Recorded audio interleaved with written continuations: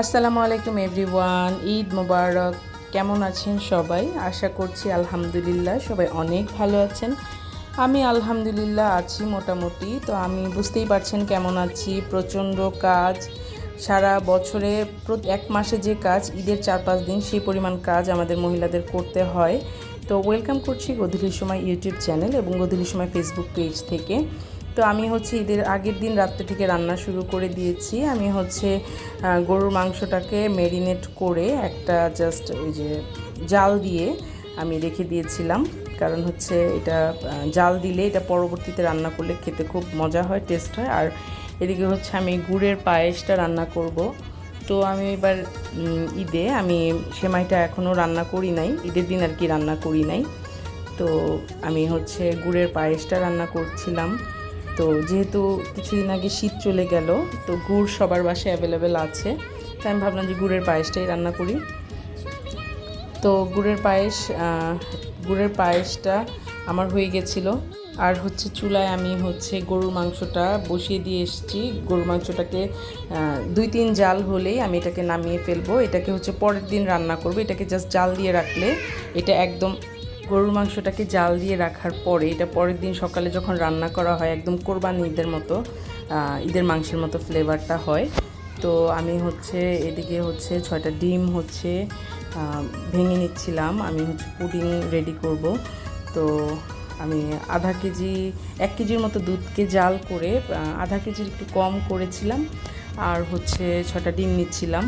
তো আমি ওই দুধটা জালের সাথে আমি চিনি দিয়ে দিয়েছিলাম, কারণ ডিমের সাথে চিনিটা ফেটতে আমার খুব বিরক্ত লাগে। তো যাই হোক, আমি কাঁটা চামচ দিয়ে খুব ভালো করে ফেটছিলাম। তো এগ বিটার আমার আছে, কিন্তু এগ বিটারের থেকে আমার কাছে কাঁটা চামচ দিয়ে করতে ভালো লাগে, কারণ আমি সেই ক্লাস 5-6 যখন পড়ি তখন থেকে আমি পুডিং বানাতে পারি। তো সেই জন্য আমার কাছে তখন তো কাঁটা চামচ দিয়েই করতাম, তো আমার ওইভাবেই আমি অভ্যস্ত। তো আমি ওই চিনি এবং দুধের যে মিশ্রণ ওটার মধ্যে ডিমটাকে ছেঁকে নিচ্ছিলাম। তো ছেঁকে নেওয়ার পরে আমি পুডিংটা বসিয়ে দিব। যেহেতু আমার পুডিং প্যানটা একটু বড়, তো সেই জন্য আমি ডিমের পরিমাণ এবং দুধের পরিমাণটা একটু বাড়িয়ে নিয়েছিলাম। তো যেহেতু আমার ছেলে পায়েস খাবে না, এই জন্য ওর জন্য একটু পুডিং রান্না করছিলাম। তো আসলে একজন পুডিং খাবে, একজন লাচ্ছা সেমাই খাবে, আরেকজন পায়েস খাবে। হ্যাঁ, তো সেই জন্য আমি এবার ঈদের ডেজার্ট আইটেম 2টাই করেছিলাম, পায়েস আর পুডিং করেছিলাম। তো ভেবেছি যে পরে আবার সেমাই রান্না করব। তো এদিকে আমি সকালবেলা ওর বাবার ম্যান্ডেটরি খিচুড়ি, পোলার চালের খিচুড়ি, তাদের গ্রামের পোলার চাল, সেটা ম্যান্ডেটরি, সেটা করেছি। আর গরুর মাংস, এই আমার সকালবেলার খাবার ছিল। আর এই ফাঁকে আমি আগের দিন রাতে রোস্টটা ম্যারিনেট করে একদম ঢেকে রেখে দিয়েছিলাম নর্মাল ফ্রিজে।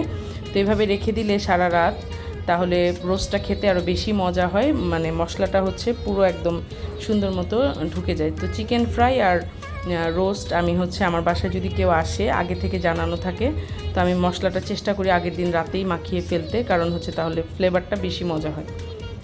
তো আমি রোস্টের মাংসগুলো ভেজে তুলে রেখে আমি রোস্টটা রান্না করছিলাম। তো আমার যেহেতু গেস্ট চলে আসবে, আমি খুব তাড়াতাড়ি করতেছিলাম যে আমি রান্নাটা শেষ করি।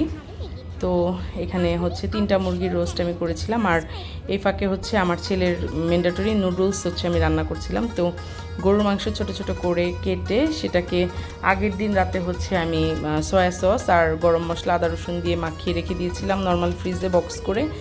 আর সেটাকে পরের দিন সকালে সবজির সাথে আগে গরুর মাংসটা ভেজে সবজি করে সস দিয়ে তারপরে আমি নুডলসটা দিয়ে দিয়েছি।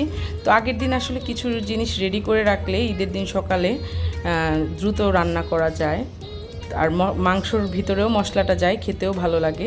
তো আমি ছোট ছোট বক্সে করে এগুলো নর্মাল ফ্রিজে রেখে দিয়েছিলাম। তো ঈদের দিন আমি এগুলো করেছি। তো দুপুরের দিকে আমি একটু পোলাও রান্না করলাম অল্প একটু, যেহেতু গেস্টরা আসবে, গেস্টদের তো আর খিচুড়ি দেওয়া যায় না।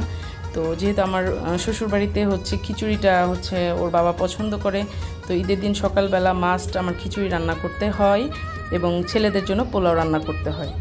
তো এই তো আমি একটু চাইনিজ ভেজিটেবল রান্না করছিলাম, কারণ 2টা রোস্ট আর গরুর মাংস দিয়ে কীভাবে আমি গেস্টের সামনে দিব। আর এই তো আমি পুডিংটার ফাইনাল লুক। সবাই ভালো থাকবেন, আল্লাহ হাফেজ, ঈদ মোবারক।